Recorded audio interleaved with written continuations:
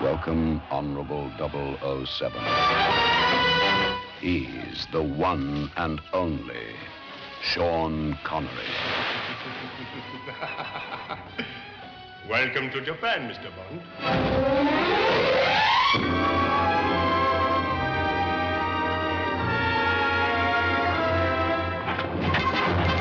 He's bigger than life, facing 1,000 deaths.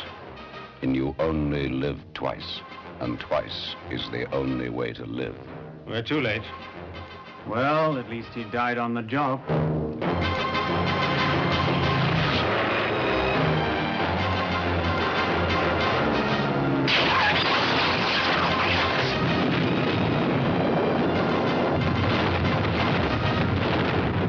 Bond is dead. Bond is alive. Kill Bond! Now!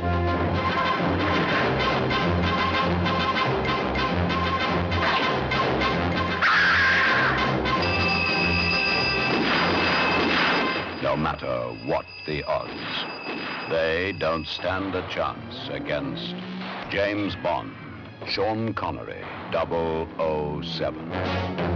Bond, the world's greatest gentleman agent with a license to kill. And he never misses a chance. What's a nice girl like you doing in a place like this? Bond is back, grabbing love where he finds it. Like a lamb to the slaughter. Everywhere.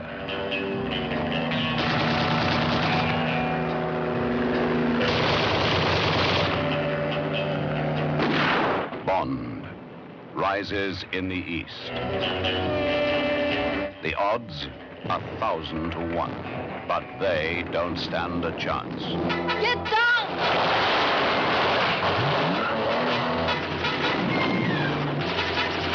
All this is just a drop in the ocean. The best yet from the film creators of 007.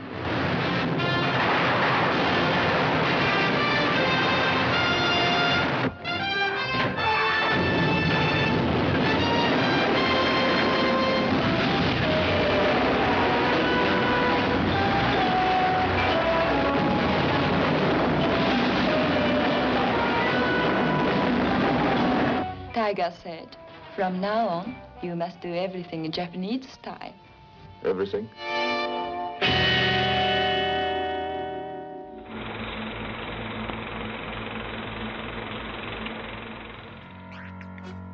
This is M-Wire, Movie Week in Review.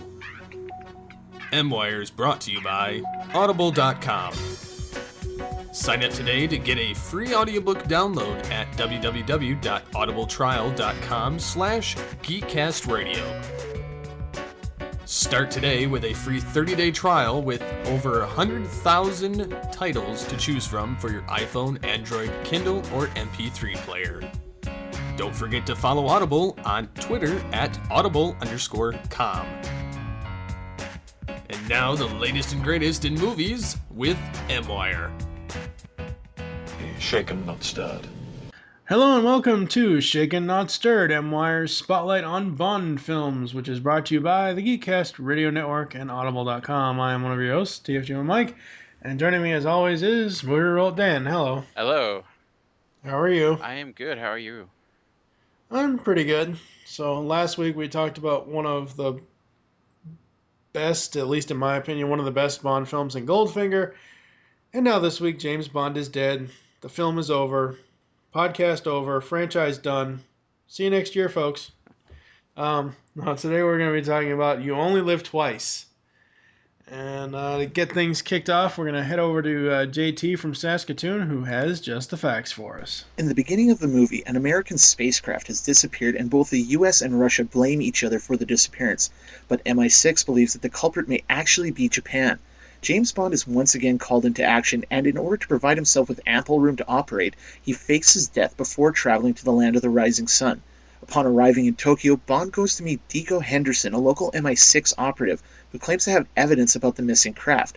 But Deco is killed before he can debrief Bond, and 007 quickly kills the assassin, disguises himself as the assassin, and speeds away in the assassin's getaway car.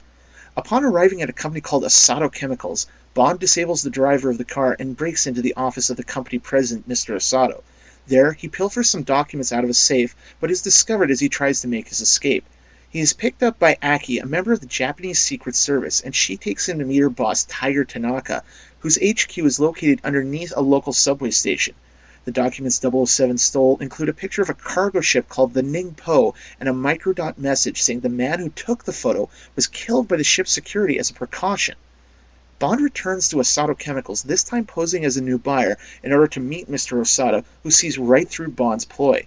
After the meeting, Asato orders Helga Brandt, his secretary/henchwoman, to kill him, revealing himself to be allied with the evil Spectre organization. Some henchmen open fire on Bond, who is once again rescued by Aki. They then travel to Kobe, Japan, the Ningpo's next port of call. The pair are discovered when reconnoitering the ship and are chased by some Spectre goons. Bond leads them away from Aki, resulting in his being captured. He awakes in a cabin on the Ningpo with Helga waiting to interrogate him. Bond seemingly bribes his way out of capture, but while being taken back to Tokyo by plane, Brandt reveals that she never fell for it, setting off a flare inside the plane before escaping. Bond survives the crash and heads back to the shipyard and discovers the ship was actually carrying components for rocket fuel. Meanwhile, we are introduced to the villainous mastermind behind Spectre, Ernst Stavro Blofeld. Blofeld seems to forgive Brandt's failure to eliminate Bond, but as she's sent away, he opens a trap door and she slides into a pool of bloodthirsty piranha. Blofeld then orders Asato to kill Bond once and for all. Bond goes to investigate an island near where the Ningpo is traveling, and there he finds that now a Russian space shuttle has gone missing, raising the tensions between the two superpowers. While preparing to infiltrate the island with Tanaka and his ninja forces, Bond is almost killed by a Spectre agent, but he is saved when Aki takes the bullet instead. Following a lead from Kissy Suzuki, another one of Tanaka's students, Bond goes to investigate a cave on the island and discovers it's a disguised hatch to a secret rocket base. Bond then sends Kissy back for Tanaka and the rest while he investigates the cave. Disguising himself once again, Bond frees the captured astronauts and tries to infiltrate Bird 1, the Spectre spacecraft, but Blofeld sees him and launches the craft. As Bird 1 approaches another U.S. space pod and the U.S. readies a nuke, Tanaka and his ninja arrive. Bond distracts Blofeld and opens a hatch for the ninja to enter, and as the intensive battle between Spectre and the ninja rages, Bond fights his way to Blofeld's office where he activates Bird 1's self-destruct, preventing nuclear war between Russia and the U.S. However, Blofeld activates the island's self-destruct and escapes to threaten Bond another day. Bond, Tanaka, and the rest escape into the ocean just before the island explodes, and Bond even ends up in a life raft with Kissy Suzuki. As Bond is about to get his mac on and kiss the young Japanese woman, a submarine rises up from underneath, rescuing them and ending the film. Opening in the summer of 1967, which was a first for the Bond film series, You Only Live Twice would be the last Connery starring Bond film until 1971's Diamonds Are Forever. The cast of the film included Tetsuro Tamba as Tiger Tanaka, Karen Dorr as Helga Brandt, Akiko Wakabayashi as the film's Bond girl Aki, and Halloween's own Dr. Loomis, Donald Pleasance as the megalomaniacal Blofeld. Response for the movie is mostly favorable amongst Bond fans. Sorry, I can't really give you any reviews from the time it came out, as they're really not available online, but many critics today love the film. Scott Weinberg of eFilmCritic.com said the movie wasn't Goldfinger, but it's old-school Bond, so of course it's fun. And Nick Rogers of Sweet101.com said the movie righted the series, as well as introduces the hallmark of spectacular stunt work of the Bond films. Now, you may not be aware of this, but You Only Live Twice is actually based on the 12th book of the Bond novel series created by Ian Fleming, which was the last installment released before his death in 1964. Also, this was the first on-screen appearance of Ernst Blofeld, leader of Spectre, the character having been previously seen only in shadow in the first few films. And did you know that this is the only Bond film where 007 doesn't drive a vehicle? I know, right? The film even has a unique connection to the 2006 Casino Royale film. Sai Chen, the actress who portrays one of Bond's conquests early in the film, would return almost 40 years later to the franchise to play one of the participants in Le Chiffre's big poker game in the latter half of the 2006 film. You Only Live Twice, while not without its flaws, is still one hell of a great ride from start to finish. It has all of the trademark Bond film style and swagger that you could hope for. And while this is not my first Bond film, this is one of the first Connery Bond films I ever saw, and it's always been one of my faves. Plus, now I know how Mike Myers got the inspiration for Dr. Evil. This has been Just the Facts, You Only Live Twice. I'm JT from Saskatoon. Back to you, Mike. Thank you once again, JT, for providing Just the Facts. You always do an amazing job. Again, for me, up until before we recorded this episode, this is one of the ones that I had never seen before. I'm actually right there with you. This is when I for whatever reason, it just missed my radar. I didn't watch it. There's a few moments that I kind of remember, but before this year, I don't think I've ever watched You Only Live Twice, and I've heard about it, but most of this movie, I think, is rather forgotten in the Bond films. Looking at like people and what they think of it, I see that the overall opinion is rather split. But yeah, this is one I completely missed until I kind of revisited all the movies this year. Mm. Well, you know, as JT said, at least we know where Mike Myers got the inspiration for Dr. Evil. Very much, and a lot of Austin Powers is in this movie, and we can maybe go over that. But you see a lot of the parodies that we know come from this movie. Yep. I just, as far as the cast goes, okay, Connery's back. That's great.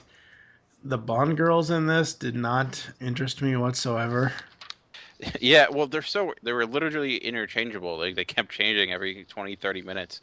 I talked how in Goldfinger, how those Bond girls, besides Pussy Galore, there were just too many. And this one, there wasn't anyone stood above the rest. They were cast by the wayside every so often, and then a new one came in, and none of them were really all that memorable. So yeah, it kind of sucks.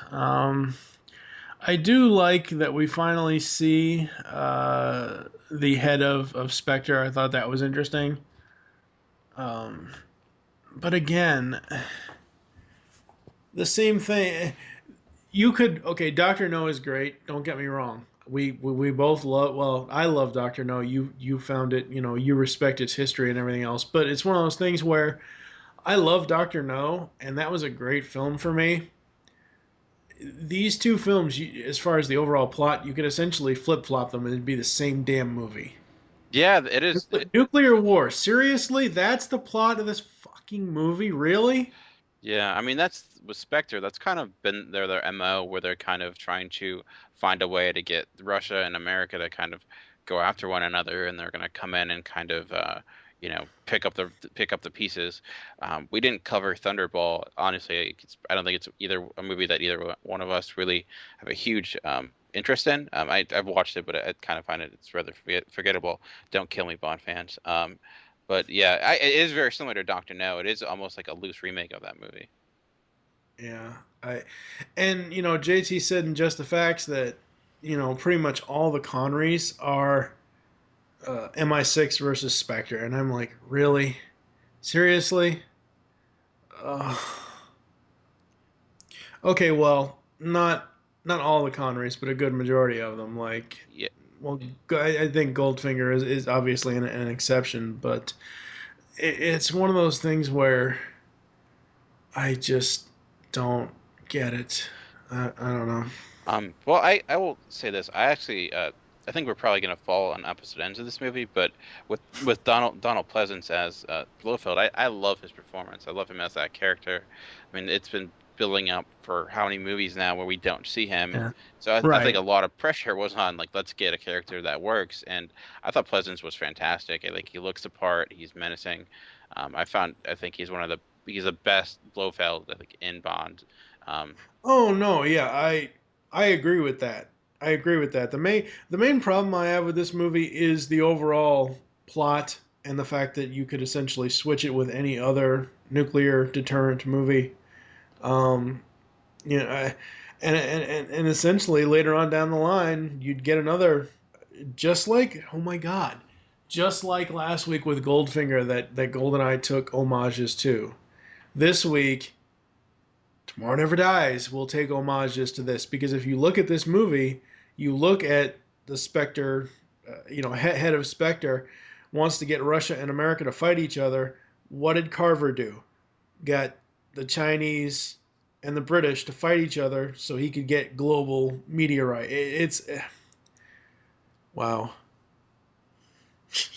Yeah, there are a lot of similarities. I never honestly made that connection with Tomorrow Never Dies. I only made it just now when you mentioned about, or when JT mentioned about, America versus Russia. So, I don't know. I will say that overall, I love the stunts in this film. They're really good stunt work. The song is okay. It's not my favorite, but it's a really good Bond song. I did like the visuals for the intro scene for the title sequence. I thought that was pretty cool. Yeah, it definitely fits the theme of Japan, and it kind of goes in the setting a lot. And I really like when Bond movies do that, when they tie in the title sequence with the locations of the Bond movies. Yeah. I don't know. What did you think of the song? I thought it was okay. It's the middle of the road for me with Bond songs. I felt it was kind of like lightweight.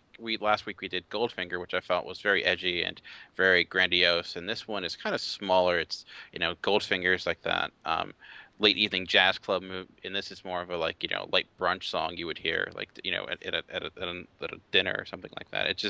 It's okay. It's not something that really stuck with me, honestly, when I had to go back and re-listen to it, because I honestly forgot about it. But it's not a bad song. It's just kind of there. It doesn't really strike a chord.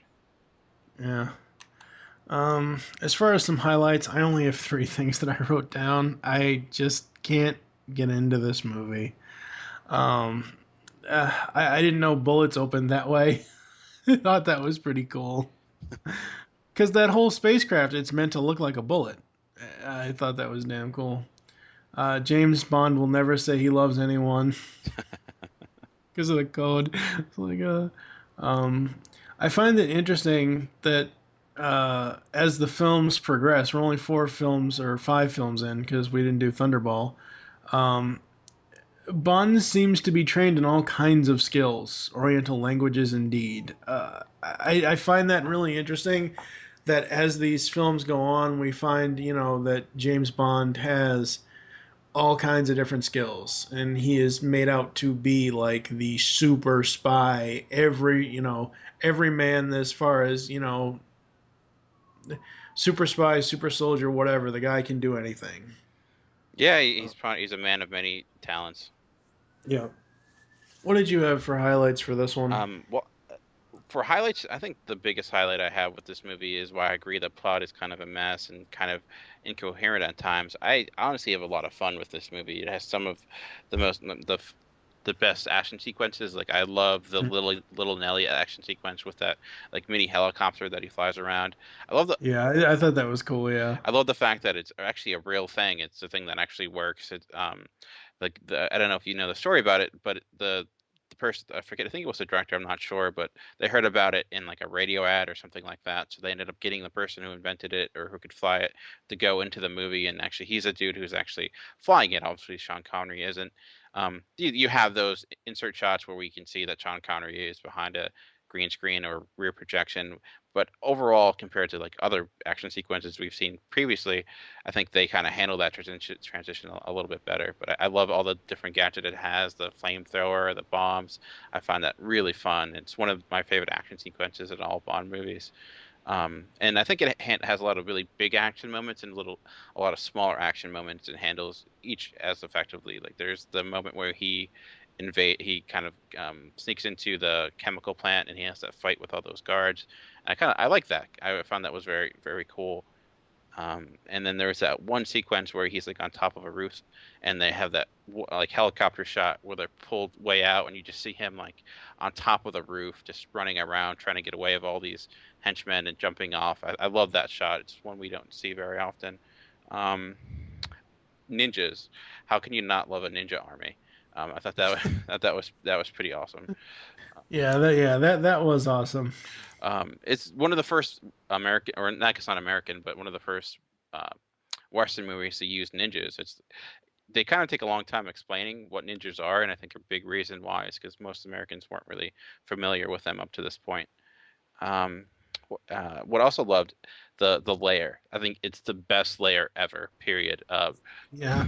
We talked about how we saw where Austin Powers got his influence um, for Doctor Evil. We see where he gets his influence for the lair, because in a freaking volcano with a monorail, it looks awesome. They spent $1 million on that set. It's a working set. It really works.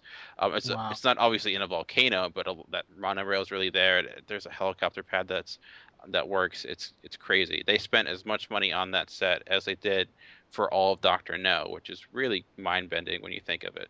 So That's nuts. yeah, and I think it's money well spent, because I think it's the best layer and all. It's awesome. I really love that moment and that final climax where you have the ninja army going into it, and and it's craziness.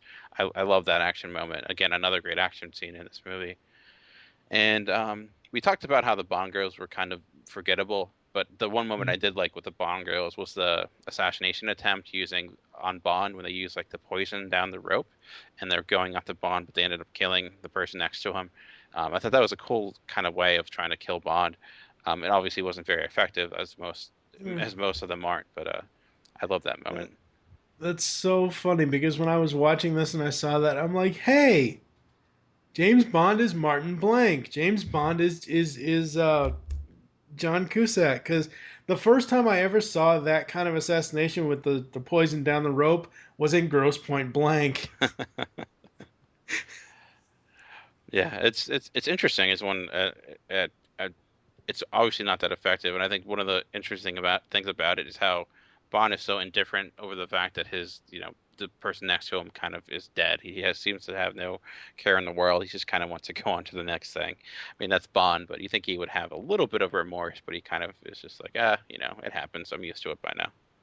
Yeah. Yeah.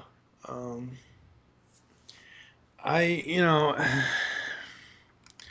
I don't know, kind of moving into the lowlights, I don't know if this plays into the whole fan theory of there are different Bonds for 007.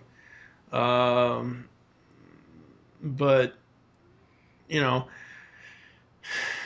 I said earlier that, James Bond is dead, the franchise is done. That whole scene at the beginning of the movie, I was like, wait. First of all, Mr. Super Spy would never be in a situation like that where he would get treated, even if he was thinking with his dick. There's no way he would ever fall into a situation like that. Yeah, it wasn't really clear if the people who shot him were in on it, or what the situation, or like if he knew it was going to happen. They didn't really make it that clear, or not at all. Or they didn't really explain like why he was even. They did, but it was it was kind of a poor explanation of why he had to pretend he was dead in the first place. It's like, he has too much heat on him. He needs to pretend that he's dead. But that didn't stop heat from being on him, because people keep killing him, trying to kill him over and over again. So, yeah, it was kind of like, it felt like a gimmick in a way that didn't really pay off to anything. And so did not pay off at all. I don't know. What other did you have any other lowlight stuff you didn't like about it, or stuff you want to analyze about it? Sure. We talked about the overall plot, how it's really muddled.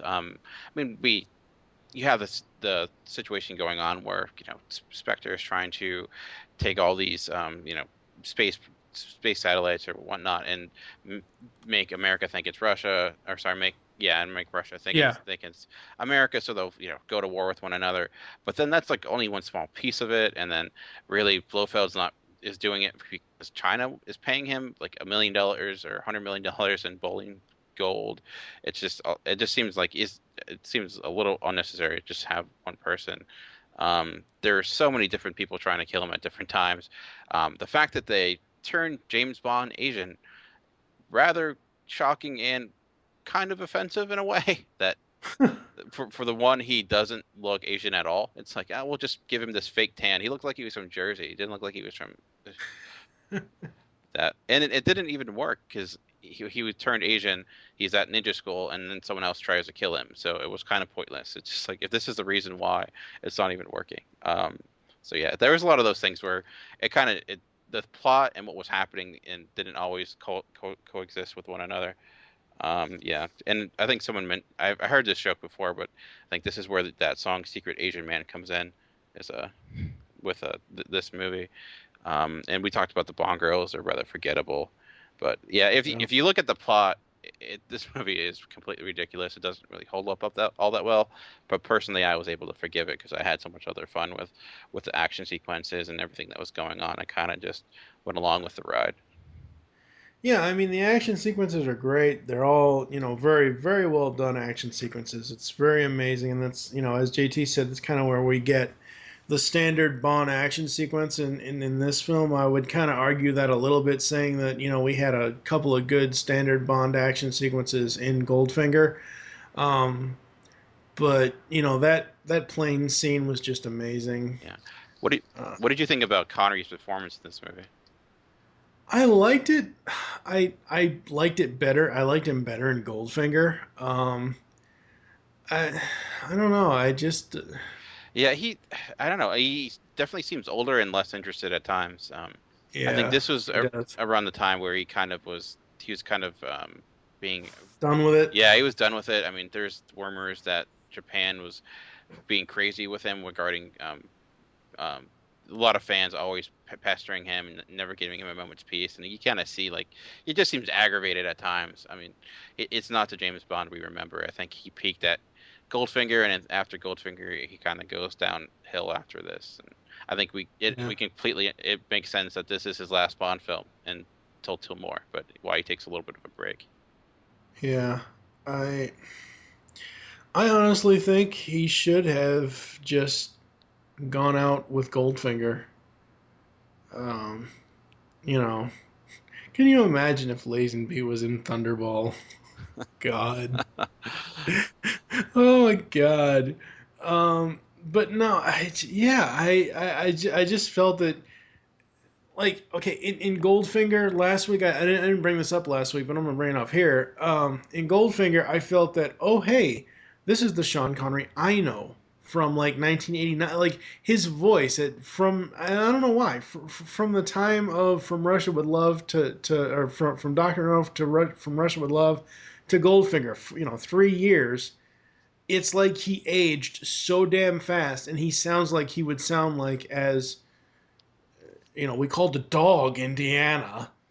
I mean, his voice had matured so much in 2 years from Dr. No to Goldfinger. And this one, I just felt he was kind of phoning it in a bit, like he didn't care to be there at all. Yeah, at times you definitely saw that. He seems he was going through the motions. I think at this time he knew the character, so I think he knew he could pull it off. He could get half effort and still be effective. But yeah, he does seem disinterested and kind of done with it at times. And I agree. I think if he left at Goldfinger, I think it's better to leave us wanting more than kind of giving us too much. And I think he did that. We're not covering Diamonds Are Forever, but that movie is rather forgettable. It's probably on the bottom of the Bond films, but yeah.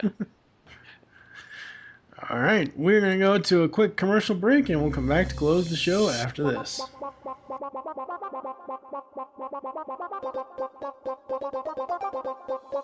You can now hear the Geekcast Radio Network while on the go with Stitcher Smart Radio. Stitcher is a free-use and talk mobile app available for your smartphone. And when you download Stitcher to hear Geekcast Radio, you'll have a chance to win money.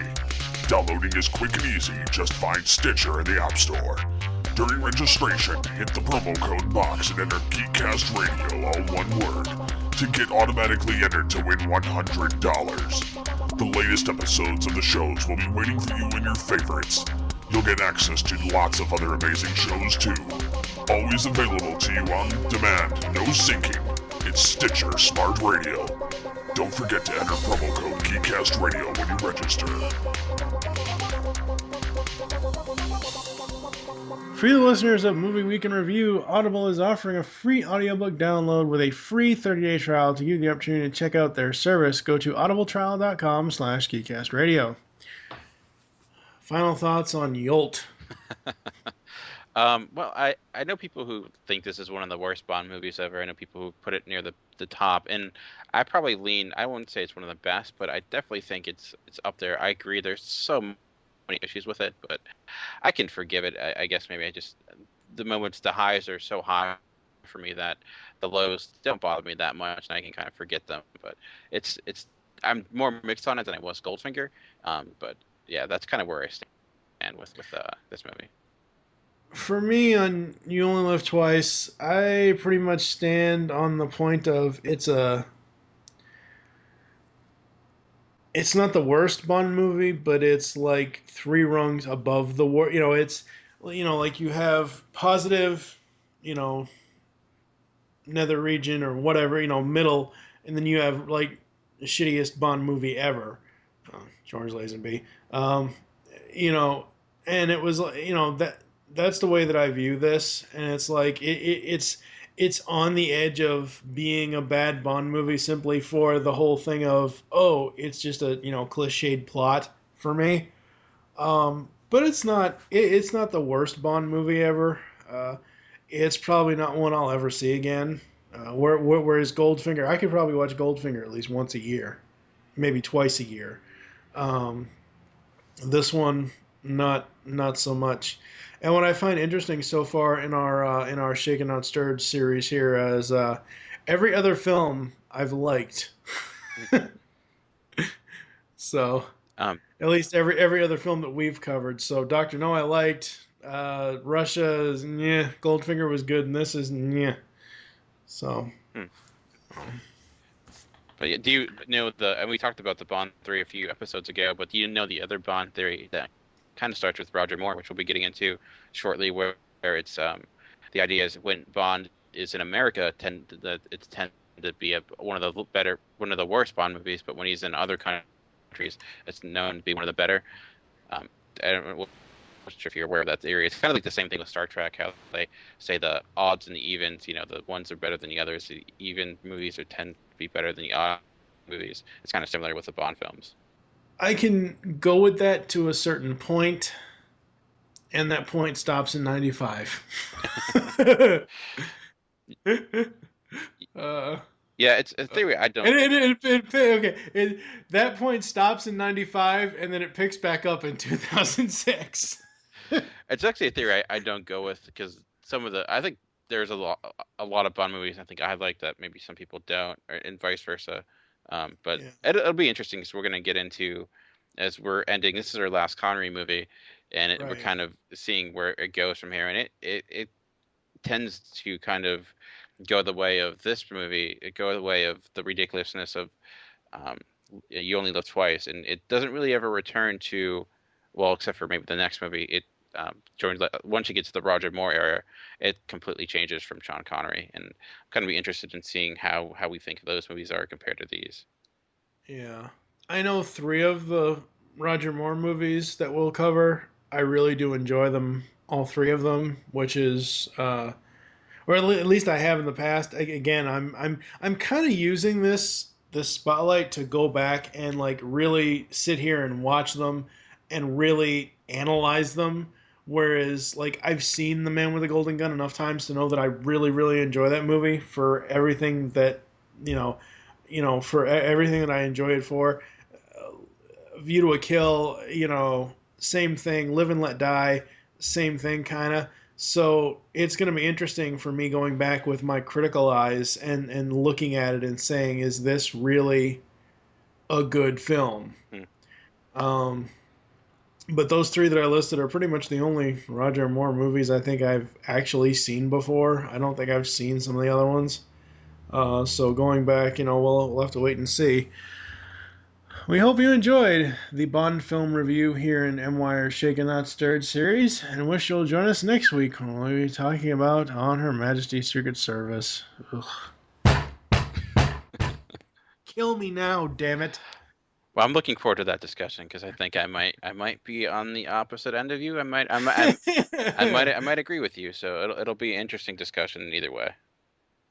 For now, I am DF2 and Mike with Movie Revolt Dan. Thank you for listening. Until next time. We're too late. Well, at least he died on the job. He'd have wanted it this way.